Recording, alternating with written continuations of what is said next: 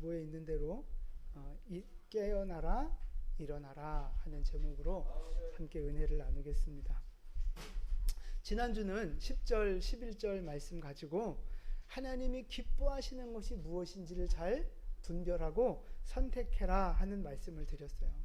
그래서 나의 개인적인 신앙, 나 중심적인 신앙을 좀 넘어서서 다른 영혼들을 세워나가는, 공동체를 세우고 말씀으로 권면하는 그런 나를 좀 넘어서는 신앙, 하나님이 기뻐하신다 하는 말씀을 드렸습니다.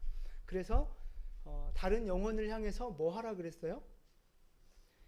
열매 없는 일에 내가 참여하지 않을 뿐만 아니라 뭐 하라고요? 책망하라 그랬잖아요. 책망하라. 책망하라는 뜻이 어떤 야단치라는 부정적인 의미가 아니라 뭐라 그랬어요? 그렇죠. 깨닫게 해주라는 거예요. 말씀을 가르쳐주고 빛을 비춰주고 올바른 것을 비춰줌으로 인하여 그 잘못을 깨닫게 해주는 것이 책망하는 것이다. 우리가 그렇게 깨닫게 해주는 사명자로 살아야 한다 하는 말씀을 드렸습니다. 자, 이제 그리고 나서 13절과 14절로 이어지는데요. 우리 13절을 같이 한번 봉독하겠습니다. 그러나 책망을 받는 모든 것은 빛으로 말미암아 드러나는 것마다 빛이니라. 아멘.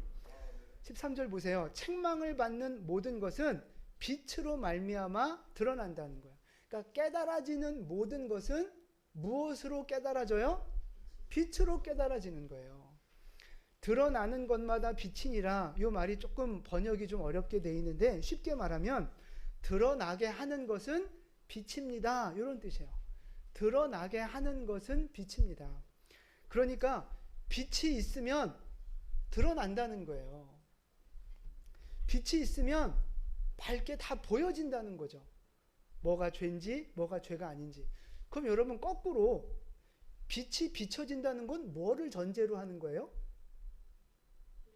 그렇죠. 어둠이 있다는 얘기예요. 어둠을 전제로 말하는 거예요. 빛이 오기 전에는 어둠의 상태, 깜깜한 상태. 그러면 보여요? 안 보여요? 안 보이는 거죠. 그러니까 어두운 길을 갈 때 이 길이 안전한지 위험한지, 이 길에 뭐 위험한 게 있는지, 더러운지 깨끗한지 전혀 구별되지 않는 거예요. 모르는 거예요. 알고 싶어도 모르는 거예요. 그러다가 후레쉬 빛을 비추거나 이제 아침에 그 햇빛이 비치거나 그러면 그때서야 아는 거죠. 아, 이 길이 이렇게 아름다운 길이었구나. 아, 이 길이 이렇게 위험한 길이었구나. 빛이 비춰지면 그때 가서 안다는 거예요. 영적으로도 마찬가지예요, 여러분. 영적으로도 성경은 예수님을 뭐라고 비유하고 있어요? 빛으로 비유하고 있어요. 여러분, 요한복음 8장 12절 말씀, 요한복음 8장 12절. 네, 우리 같이 봉독합니다. 예수께서 또 말씀하여 이르시되 나는 세상의 빛이니 나를 따르는 자는 어둠에 다니지 아니하고 생명의 빛을 얻으리라. 아멘. 예수님이 말씀하시는 거예요. 나는 세상의 빛이라. 그러니까 나를 따르면 어둠에 다니지 않는다 말씀하시잖아요. 예수님이 세상의 빛이세요. 우리는 빛이 많은데 그 세상에 빛이 아니고 지읒 빛이 아니고요. 빛의 자녀란 말이에요. 빛의 자녀. 예수님은 우리의 빛. 물론 우리가 은행에도 빚진 게 좀 있고 또 십자가 은혜로 예수님한테 빚진 것도 있어서 우리는 어차피 빚쟁이 인생이긴 하지만 빛이 아니라 예수님은 세상의 빛이라고 말씀하고 계세요. 빛. 자, 그러니까 예수님도 빛이고 성령님도 빛이고 말씀도 빛인 거예요. 그러면 거꾸로 예수 없는 세상, 말씀 없는 세상, 성령의 조명하심과 감동하심이 없는 세상은 뭐예요? 어둠에 있는 거예요. 예수 없으면 어둠이라고요. 말씀과 성령이 없으면 어둠이에요. 어둠. 어둠이면 안 보인다고요. 뭐가 죄인지, 뭐가 옳은 건지, 뭐가 선한 건지 이게 분간이 안 되는 거예요. 예수 없는 인생은요. 그래서 뭐를 몰라요? 죄를 몰라요. 죄를. 선과 악을 모른다니까요. 남자 여자가 처음 만나서 맥주 한 잔 마시고 서로 이렇게 눈빛이 찌릿하고 전기 통하면 어디 가요? 어디 가요? 좋은 데 가잖아요. 좋은데? 그냥 가서 하룻밤 즐기는 거예요. 그냥 사랑하니까, 우리 뭐 서로 마음이 맞으니까 그냥 하룻밤 즐기는 거예요. 그러다가 이제 원치 않는 임신이 되면 그냥 지워버리는 거죠, 뭐. 그러면서 뭐라고 소리쳐요? 여성의 자기 권리, 뭐라고요? 하여튼 자기 존중이래나 뭐래나 하여튼 그러면서 자기 뱃속에 있는 생명은 죽이면서 자기 권리라는 거예요. 말이 되는 소리예요. 거짓말도 하고 사기도 치고 우상도 섬기고 점집에도 찾아가고 아주 더러운 짓들, 영적으로 나쁜 짓들을 세상에 하면서 산단 말이죠. 그러면서 그들이 이게 죄구나, 내 이러면 안 되는데 그러면서 살아요? 아니죠. 더 즐기지 못해서 안달이죠. 예배가 얼마나 소중한지, 기도가 얼마나 소중한지 몰라요. 그러니까 예배도 소홀하게 생각하고 드리지도 않고 기도도 하지 않고 살아간단 말이죠. 그들에게 선악의 기준이 없어요. 그냥 좋은 건 뭐가 좋은 거예요? 나한테 좋으면 좋은 거예요. 내가 기분 좋으면 좋은 거고 나한테 뭐가 떨어지는 게 있으면 좋은 거예요. 반대로 뭐가 나쁜 거예요? 나한테 손해가 되면 나쁜 거고 내가 기분 나쁘면 나쁜 거예요. 선과 악의 기준이 나라고요. 나 자기 자신한테 있는 거예요.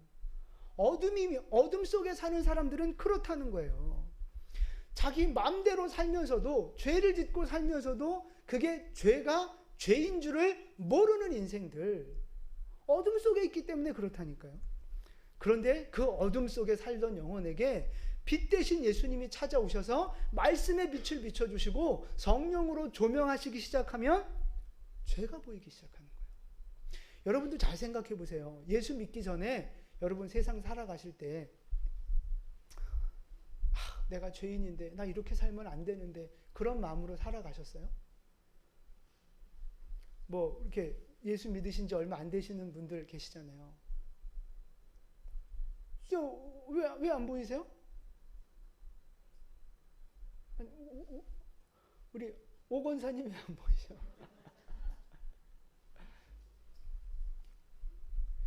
예수 믿기 전에 자기는 양심껏 산다고 소리쳐요. 자기는 크게 잘못한 거 없다고 소리쳐요. 내가 도둑질을 했냐, 내가 나쁜 짓을 했냐 그러면서 자기는 올바로 살아가고 잘 살아간다고 큰 소리 친다니까요.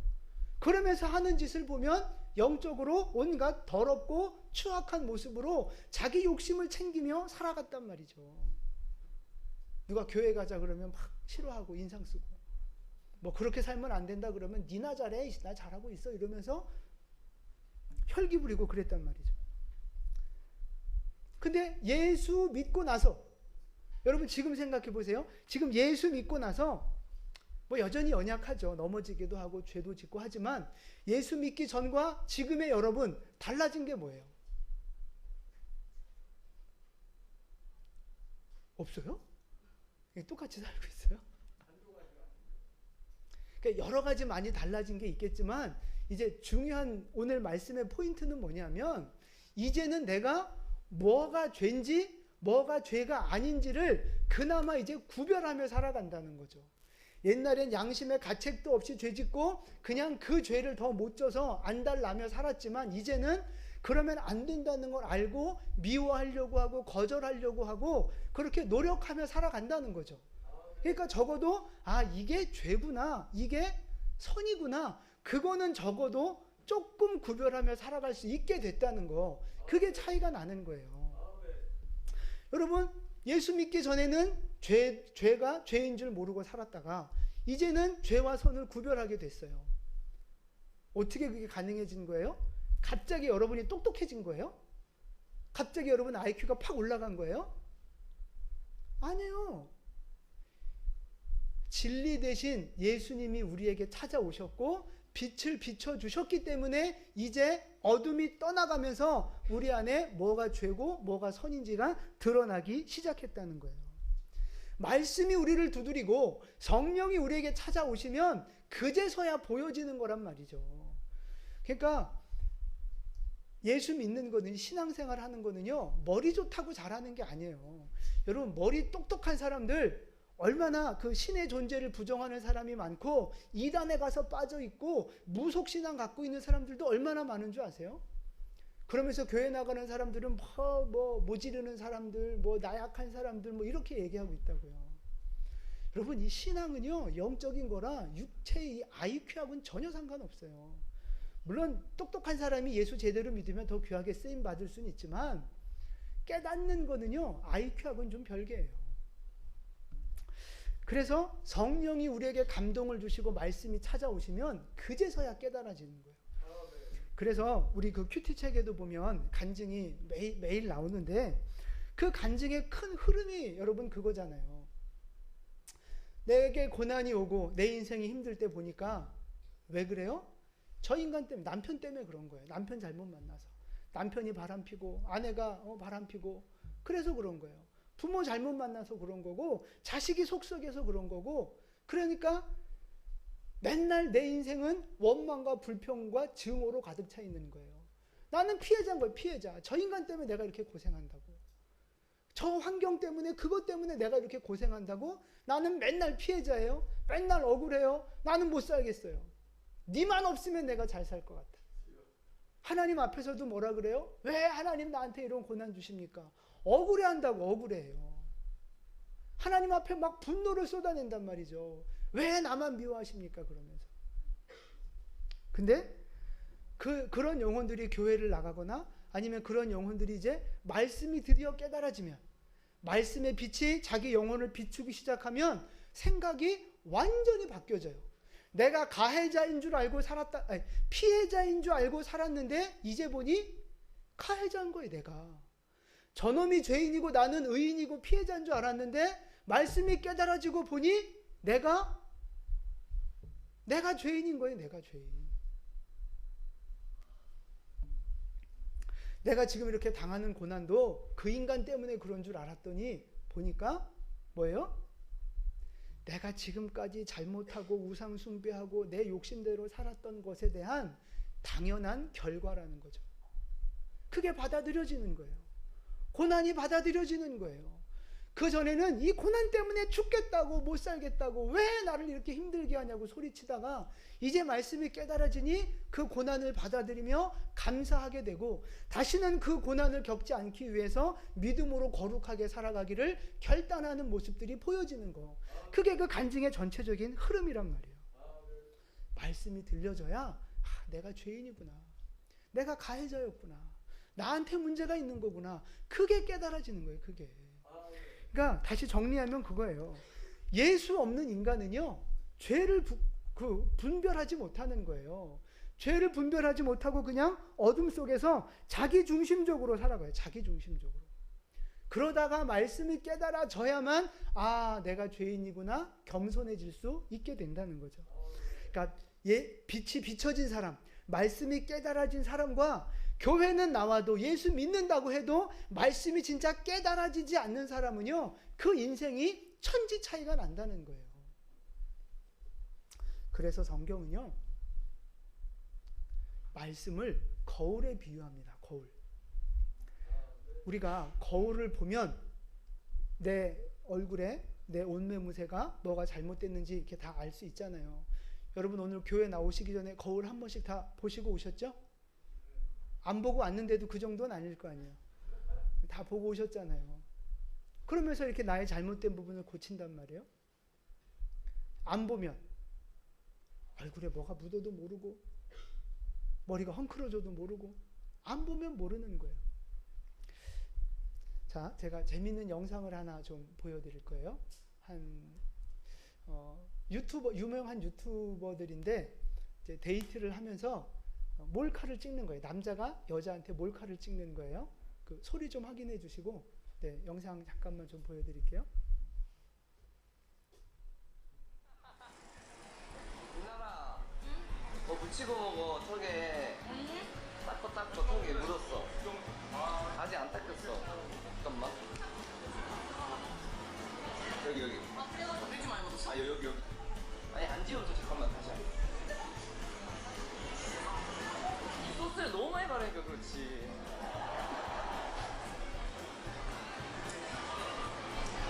맛있어? 귀여워. 민주 먹어. 나?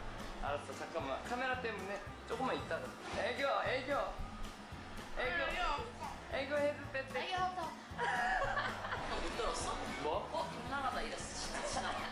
누가? 몰라. 근데 아는 척을 안 하고 가졌어. 진짜? 왜 그러지? 아는 척하기 창피했나? 왜 아는 척하고 창피해? 내가 창피해? 아니 그게 아니라 더 열심히 할게요, 여러분. 오늘 스카프를 사러 나왔어요. 사람들이 좀 나 쳐다보는 거 같아. 알아보는 거. 그치? 인지도가 이제 올라갔다 이거지. 아니면 우리가 뭐 찍고 있어가지고. 그럴 수도 있어. 아 진짜? 어머! 어떡해. 안녕하세요. 진짜?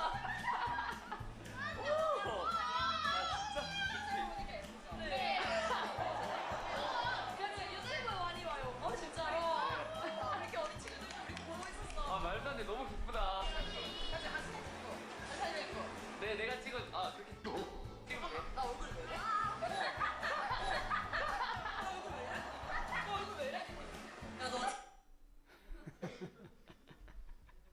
네.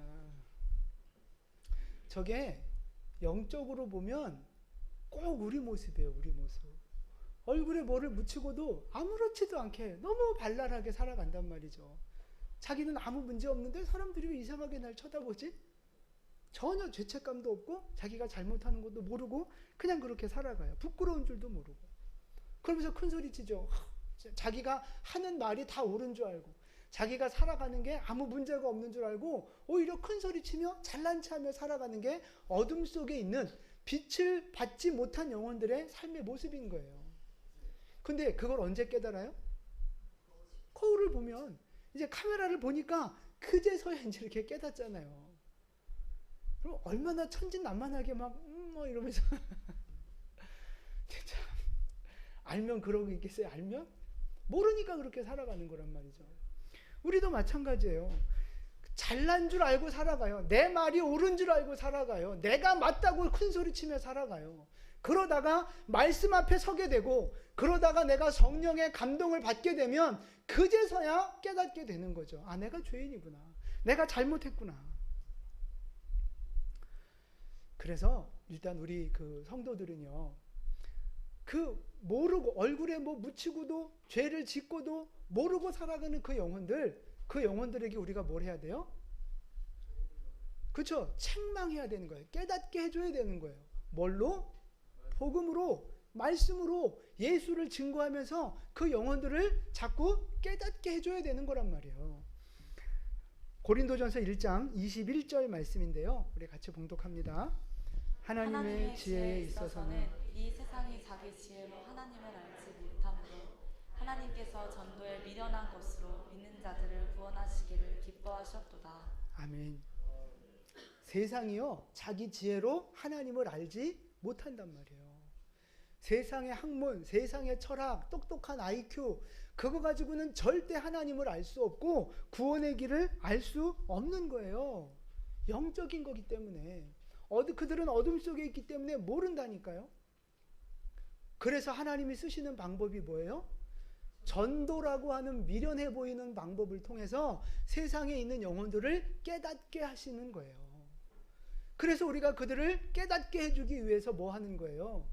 말씀을 전해주고 복음을 전하고 예수 이야기를 해주고 그 영혼들을 위해서 기도하고 그러는 거잖아요. 그 노력들을 우리가 해야 되는 거예요. 세상에서 죄 짓고 살아가는 사람들 너무 욕할 필요 없어요. 몰라서 그런 걸 어떻게 해요? 죄 가운데 있어서 그런 걸 어떻게 해요? 자기 죄가 안 보이니까 그런 걸 어떻게 해요? 그걸 갖고 뭐라 그러면 되겠어요? 소용없는 짓이에요. 그들에게 하나님의 지혜를, 진짜 빛 대신 복음을, 말씀을, 예수 그리스도를 전해주는 거, 그게 오늘 우리가 해야 하는 일인 줄로 믿습니다. 그러니까 여러분 열심히 전하십시오. 유튜브 설교도 보내주고 카톡으로 말씀도 보내주고 만나면 예수님 이야기도 좀 해주고 좋은 책도 좀 선물해주고 여러 가지 모양으로 여러분이 할 수 있는 만큼 그들의 영혼을 좀 깨어나는 일들을 좀 하시라는 말씀이에요. 물론 거기에 플러스해서 우리의 거룩한 행실이 따라가야죠. 예수 믿는 사람답게 거룩한 사람답게 올바른 모습으로 살아가는 모습을 보여주면서 우리가 빛을 그들에게 비춰줄 때 그들의 영혼이 주님 앞에 돌아오게 될 줄로 믿습니다. 그러면 예수 믿는 사람들은 잘 빛 가운데 있으니까 다 잘 살고 있는 거예요? 여러분 빛 가운데 다 잘 살고 계시는 거 맞아요?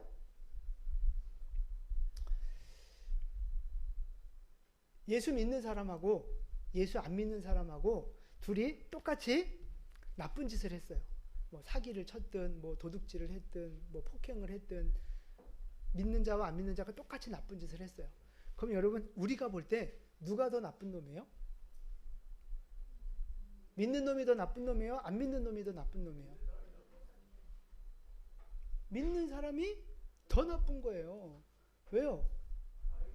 알고 저질렀으니까. 안 믿는 사람은 영적으로 모르니까 그렇다 쳐도 우리는 영적으로 아는 사람인데요. 예수 믿는 사람인데요. 뭐가 선과 악인지 구별할 수 있는 사람인데도 똑같이 그런 짓을 했다? 나쁜 놈인 거예요. 더 나쁜 놈인 거예요. 그래서 성도는요 거룩하게 살아야 되는 거예요. 빛의 자녀답게 거룩하게 올바른 행실을 가지며 살아가야 한다는 거예요. 똑같이 나쁜 짓을 해도 우리는 더 나쁜 놈이 된다니까요. 그래서 우리는 우리의 삶을 늘 거룩하게 살아갈 수 있기를 힘쓰셔야 된다는 거예요. 그래서 그러려면 우리에게 날마다 이 성령의 빛이 비쳐야 되는 거예요. 말씀의 빛이 날마다 우리 가운데 비춰줘야 되는 거예요. 그래서 세 가지를 꼭 하셔야 돼요. 첫 번째 뭐예요? 말씀을 읽는 거죠. 말씀을 읽는 거. 말씀이 빛이니까, 말씀이 기준이니까 말씀을 읽고 묵상하고 그 말씀을 읊조리고 나누고 그 일들을 하셔야 되는 거예요.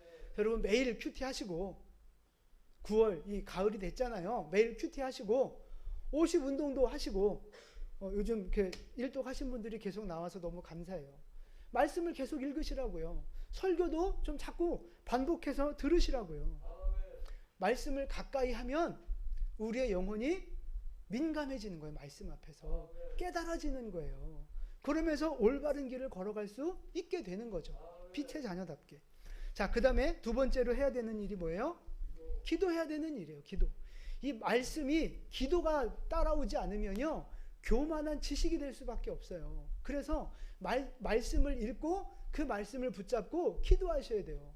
이것이 내 가슴 속에 새겨지도록, 이 말씀이 나의 기준이 되도록, 이 말씀 앞에 내가 굴복할 수 있도록 기도하셔야 되는 거예요. 날마다 기도할 때 말씀이 깨달아지기도 하고 그 말씀대로 살아갈 수 있는 능력이 생기기도 하고, 그래서 말씀과 기도가 우리의 삶 가운데 온전히 이루어질 때 우리가 빛의 자녀답게 살아갈 수 있게 되는 거예요. 그래서 여러분 기도의 삶을 좀 사세요. 기도의 삶을. 그냥 감동될 때만 기도하지 마시고 시간을 정하시고 장소를 정하셔서 기도하시면 좋겠어요.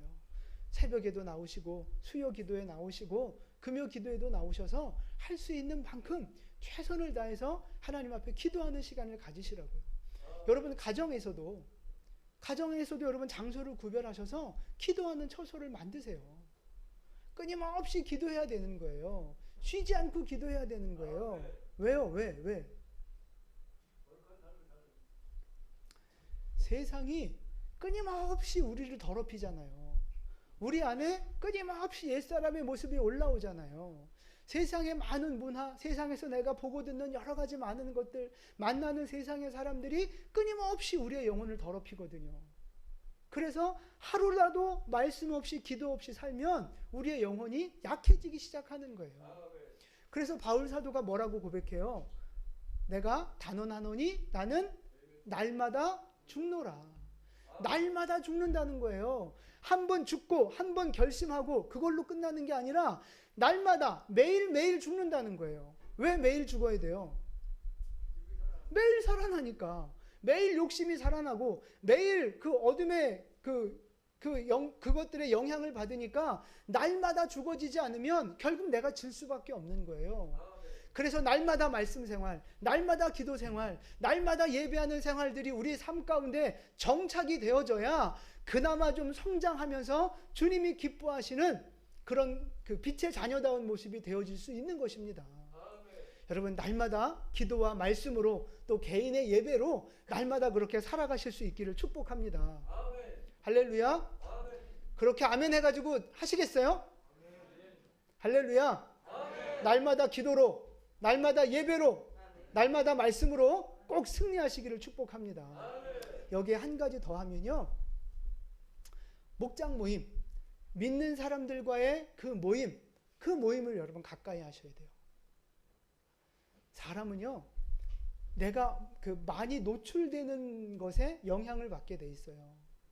그래서 내가 가요를 맨날 듣잖아요. 세상 노래를 맨날 듣잖아요. 뭐 영화, 뭐 맨날 그런 거, 뭐 드라마, 뭐 이런 거 맨날 찾아보잖아요. 그러면 그 안에 있는 세상적인 가치관이 내 머릿속에, 내 가슴 속에 나도 모르게 새겨져요.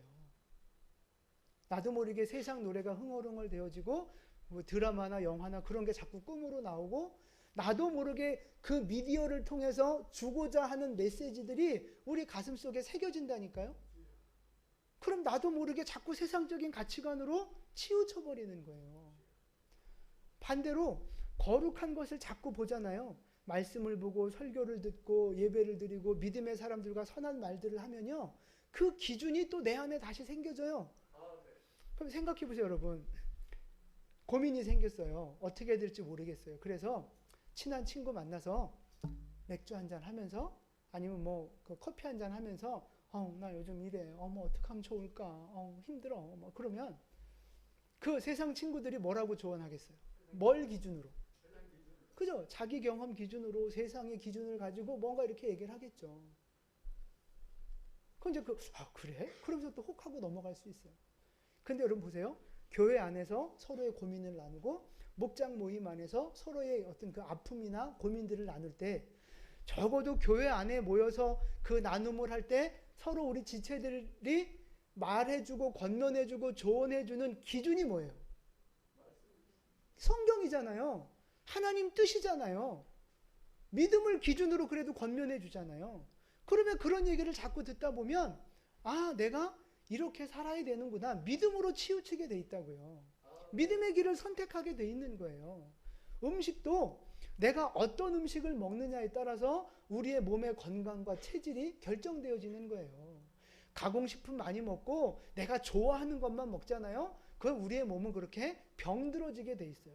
내 몸에 들어오는 대로 내 몸이 그렇게 바뀌어지게 돼 있다고요. 반대로 자연식품, 몸에 건강한 거, 유익한 걸 먹으면요, 우리의 몸이 건강하게 반응하게 돼 있는 거예요. 여러분, 그건 자연스러운 거고 어쩔 수 없는 거예요. 그래서 영적으로도 우리가 날마다 말씀을 가까이 하고, 날마다 주님을 바라보며 기도하는 시간을 갖고, 믿음의 사람들과 함께 교제하잖아요. 그 우리의 영혼이 보호를 받고 믿음의 길, 올바른 길을 찾아가게 된다는 말씀이에요. 그래서 여러분, 날마다 주님 앞에 서는 은혜가 있기를 축복합니다. 날마다 하나님 앞에 나를 좀 세우는, 빛 대신 주님 앞에 나를 밀어넣는 그런 작업들을 하셔야 되는 거예요. 하루도 말씀 없이 살지 마시고, 하루도 기도 없이 살지 마시고, 하루도 예배 없이 살지 않는 여러분 될 수 있기를 축복합니다. 할렐루야. 자, 그래서 말씀 앞에 서고 기도하면 우리 안에 빛이 비춰지잖아요. 그러면 죄가 보여지고 죄가 깨달아지고 그런단 말이에요. 그럼 그 다음에 어떻게 해야 돼요? 네, 14절 말씀이에요. 우리 14절 말씀을 함께 봉독하겠습니다. 그러므로 이르기를 가운데서 일어나라. 그리스도께서 너에게 비추이시리라 하셨느니라. 아멘. 잠자는 자여 깨어나라. 일어나라 말씀하시는 거예요. 그러니까 빛이 우리에게 비춰지고 말씀이 다가오면서 내 죄가 드러나고 마음에 찔림이 있고 어떤 은혜와 감동을 받는 건 뭐 하는 거예요? 지금 깨어나는 거예요. 깨어나는 거. 우리의 잠자던 영혼, 죽어있던 영혼이 깨어나는 거하고 똑같은 거라고요. 빛이 비춰지면 우리의 영혼은 깨어나는 거예요. 지금 찬양을 통해서 또 말씀을 통해서 우리가 기도하면서 우리 안에 어떤 그 찔림이 있잖아요, 여러분. 찔림이. 뭔가 감동이 있고 깨달아짐이 있고 그런 거 있잖아요. 없어요? 있으신 분 아멘? 아직 4분이 좀 없으시네. 4분이. 예배를 통해서 말씀을 통해서 뭔가 깨달아지고 감동되고 찔리고 뭐 부담이 되고 그런 거 있잖아요.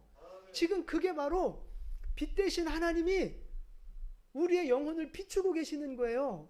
우리의 영혼을 지금 찌르고 계시는 거고요. 우리의 영혼을 지금 흔들어 깨우고 계시는 거예요. 깨어나는 거라고. 지금 우리의 잠자는 영혼, 죽은 영혼이 깨어나는 거예요. 그게. 그러면 깨어난 영혼은 뭐 해야 돼요? 일어나야죠. 일어나야죠. 잠자는 영혼 깨어났으면 이제 일어나야죠. 엄마 나 뭐 몇 시에 깨워줘. 그래서 우리가 보통 이렇게 깨우잖아요. 그러면 짜증내요.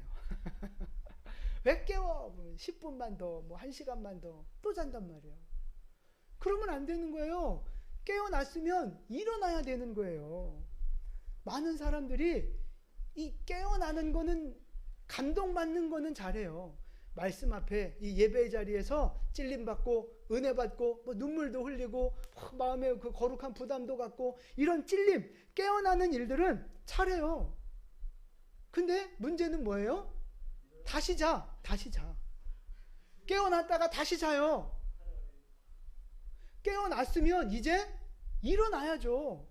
하나님이 찌르시고 깨닫게 하셨고 감동을 주셨으면 그래 결단하고 내 안에 있는 거 내어버리고 뭔가 좀 한 발짝이라도 전진하시고 뭔가 하나라도 좀 실천하시면서 내 삶을 바꾸셔야죠. 습관을 바꾸시고 내 행동을 바꾸셔야죠. 근데 은혜 받고 주님 찔리고 은혜 받았습니다. 근데 삶이 안 바뀌어. 내 몸이 움직이질 않아요. 그럼 어떻게 돼요? 다시 자는 거예요. 다시 옛날로 돌아가는 거라고요. 그러니까 보세요. 교회는 5년 10년 나오고 직분도 받고 뭐 사명도 감당한다고 해요. 그러니까 은혜 받으니까 자기가 뭔가 좀 믿음이 좋아지는 것 같고 막 눈물로 기도하면 자기가 막 거룩해진 것 같고 그런 착각 속에 빠져서 헌신도 하고 때로는 뭐 직분도 받고 막 이렇게 해요. 근데 결국은 자기의 삶이 안 바뀌는 거예요. 삶이. 가정에서의 삶이 혼자만의 어떤 그런 시간 관리, 영성 관리, 거룩한 삶으로 돌아가질 않으니까 맨날 그 자리에서 맴도는 거예요. 맨날. 일어났다 자고 깨어났다 자고 은혜 받았다가 다시 토해버리고 은혜 받았다가 다시 토해버리고 변하질 않는 거예요. 성장하질 않는 거예요. 그러니까 빛의 자녀답게 살아가는 것이 어려워지는 거예요. 교회는 오래 나왔지만 맨날 초신자 같고 아는 것도 없고 은혜는 받는 것 같은데 열매가 없어. 빛의 열매가. 그게 다 일어나지 않기 때문에 그러는 거예요. 여러분 일어나시기를 축복합니다. 일어나시라고요. 하나님이 나를 찌르셨으면 깨우셨으면 이제 그 부분에서만큼은 좀 일어나는 은혜가 있기를 축복합니다. 근데 또 어떤 사람은요 이렇게 말씀이 이렇게 확 찌르잖아요. 그럼 짜증내는 분이 있어요. 화내는 분들이 있어요. 그러니까 축복을 설교하고 위로를 설교하고 막 복 받을 거라고 설교하면 그런 거 너무 좋아해요. 그런데 헌금 얘기하고 헌신을 설교하고 죄를 지적하는 설교를 하거나 그런 권면을 하면 얼굴이 굳어지고 기분 나빠하고 심지어는 화도 내고 그런단 말이에요. 여러분 화낸 적 있어요? 없어요? 말씀 앞에서 짜증내 본 적 있어요? 없어요? 좋은 거예요. 부딪혔다니까 좋은 거예요. 진짜 문제는요, 이런 말씀을 듣고도 아무 개념 없는 사람들, 아무리 말씀이 찌르려고 하고 성령이 비춰주려고 해도 귀 딱 막고 정말 평온하게 예배드리고 가시는 분들이 있어요. 정말 찔림도 없고 정말 어떤 자극도 없고 정말 그냥 편안하게 왔다 편안하게 가시는 분들이 있어요. 그건 진짜 심각한 거예요. 그나마 찔림이 있어서 화가 나는 건 그나마 양반인 거예요. 그래서 제가 보니까 그래요. 이제 말씀이 우리를 찌를 때, 말씀이 우리의 영혼을 이렇게 비춰주실 때 우리 안에 보통 세 가지 반응이 있어요. 첫 번째는 뭐냐면 말씀 앞에서 말씀이 찌를 때 화를 내는 거예요. 왜 부담스럽게 그런 얘기 하냐고, 나는 그렇지 않다고 막 이러면서 화내는 그룹이 하나 있어요. 또 하나는 이렇게 말씀이 찔릴 때 은혜 받고 감동받고 받아들이는 분들이 계세요. 너무 감사하죠. 근데 그분들의 문제는 뭐예요? 거기서 끝내는 거죠. 거기서. 세 번째, 가장 이상적인 우리 성도들의 반응은 뭐예요? 말씀 앞에서 은혜 받고 감동받고 그 영혼이 깨어났을 때 일어나는 거죠. 결단하는 거예요. 하나님 앞에 다윗처럼 마음을 정하여 거룩한 것을 결단하고 하나님의 뜻대로 살아갈 것을 결단하고 나의 습관들을 하나라도 바꿔나가기 위해서 이를 악물고 결단하는 인생들, 그런 인생이 빛의 열매를 맺는 인생들이 되는 거예요. 근데 여러분, 지금 여러분은 말씀 앞에서 어떤 반응을 하며 살아가고 계십니까? 화내고 계십니까? 은혜 받고 감동받는 것으로 거기에서 머무르는 모습이십니까? 아니면 일어나서 결단하시고 거룩한 시도, 믿음의 도전을 하는 성장하는 모습으로 살아가고 계십니까? 지금 여러분은 하나님의 말씀 앞에 찔림 앞에서 어떻게 반응하고 계시느냐 하는 거예요. 바라기는 말씀이 나를 비출 때 깨어나고 일어나는 은혜가 있기를 축복합니다. 여러분, 사실 많이 기도하고 내 연약함이나 어떤 그 문제를 위해서 내가 끊어버리고 변화되어질 것을 위해서 우리가 기도도 많이 하고 노력도 많이 하고, 근데 그게 또 잘 안 되니까 또 좌절하기도 하고 무너지기도 하고 낙심도 하고 이제 그럴 수 있거든요. 그러니까 어떤 분은 그게 이제 영적인 도전에서 자꾸 막히는 부분도 있고, 또 어떤 분은 이제 어떤 성적인 문제에 자꾸 걸려 넘어지는 부분도 있고, 어떤 분은 돈 문제나 시간 관리 문제에 자꾸 넘어지는 분도 있고, 또 어떤 분은 너무 이렇게 감정적이라 마음에 상처가 많아서 이 감정이 컨트롤이 안 돼서 감정 때문에 자꾸 넘어지는 분도 있을 수 있어요. 하나님이 분명히 싫어하시는 모습인데도 불구하고 그게 고쳐지지 않고 그 연약함 가운데서 거기서 허우적대는 분들이 있을 수 있다는 거죠. 근데 바라기는 오늘 주님이 말씀으로 우리를 이렇게 깨워주시니까 이제는 일어나 결단하는 은혜가 우리에게 있기를 축복합니다. 주님이 도우실 거예요. 나의 힘으로는 할 수 없지만 내 결단만으로 될 수 있는 게 아니기에 주님이 오늘도 우리를 도우시는 줄로 믿습니다.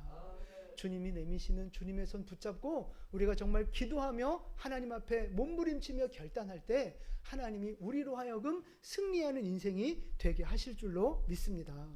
그래서 여러분, 잠자고 있는 여러분 깨어나 일어나시기를 축복합니다. 게으름 가운데 매너리즘에 빠져서 그냥 습관적으로 신앙생활하는 영혼들 계시다면 이제 깨어나 일어나는 은혜가 있기를 축복합니다. 오늘도 우리 안에 감동을 주셨고 우리 안에 찔림을 주셨고 마음에 거룩한 부담을 주셨다면 하나님이 여러분 깨우시는 거거든요. 이제 일어나는 은혜가 있기를 축복합니다. 하나님이 기뻐하시는 일들을 좀 분별하여 선택하시고 하나님 앞에 믿음의 도전이 좀 있기를 축복합니다. 하나님 앞에서 거룩한 것을 좀 시도하시고 하나님 앞에서 좀 전진하는 노력들이 우리 안에 있기를 축복합니다. 그게 바로 일어나는 거거든요. 여러분, 일어나시기를 축복합니다. 우리는 빛의 자녀잖아요. 주님이 우리를 깨워주셨잖아요. 이제는 더 이상 주저앉아 있지 마시고 누워만 있지 마시고 주님이 나를 오늘도 말씀으로 깨우셨으니 이 말씀 앞에 결단하고 일어나서 빛의 자녀답게 살아가는 우리 모두가 될 수 있기를 주님의 이름으로 축원을 드립니다. 아멘. 기도하겠습니다.